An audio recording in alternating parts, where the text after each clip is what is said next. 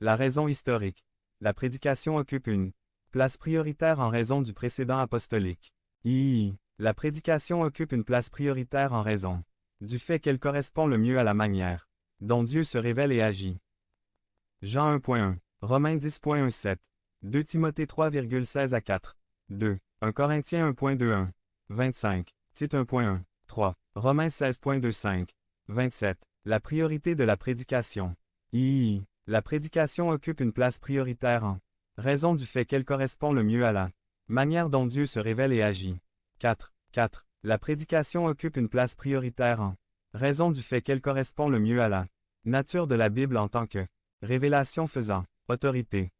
2 Timothée 3,16 à 4. 5. Tite 2, 11, 15. 1 Timothée 2.7. 2 Timothée 1.11. 4.17. Tite 1.3. La priorité de la prédication. La prédication occupe une place prioritaire en raison du fait qu'elle correspond le mieux à la manière dont Dieu se révèle et agit. 4. La prédication occupe une place prioritaire en raison du fait qu'elle correspond le mieux à la nature de la Bible en tant que révélation faisant autorité.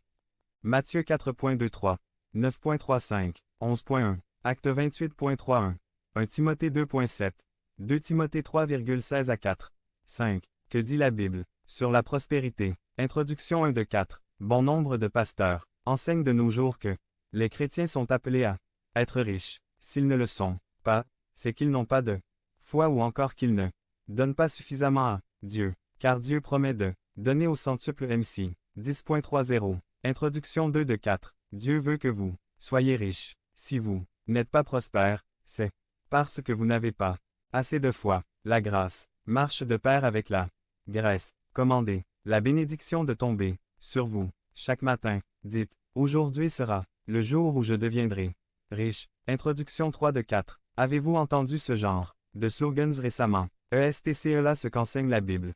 Pouvons-nous accepter aveuglément de tels préceptes? Dieu veut que ses enfants aient une perspective biblique de la prospérité. Introduction 4 de 4. Parmi ces prédicateurs, citons entre autres Joel Osteen, Benny Hinn, Grégory Toussaint, Joyce Meyer. Nous sommes dans l'obligation de citer des noms. Sinon, certains ne vont pas se rendre compte de la nécessité de se détacher des faux enseignements. Découvrons les failles de la fausse théologie de la prospérité qui est en vogue. Elle ne tient pas compte de l'enseignement biblique sur la modération et le contentement. 1 de 7. Quelle perspective le croyant doit-il avoir sur la prospérité? Une prière des Écritures donne une réponse très sagace à cette interrogation. Ne me donne ni pauvreté, ni richesse. Accorde-moi le pain qui m'est nécessaire, de peur que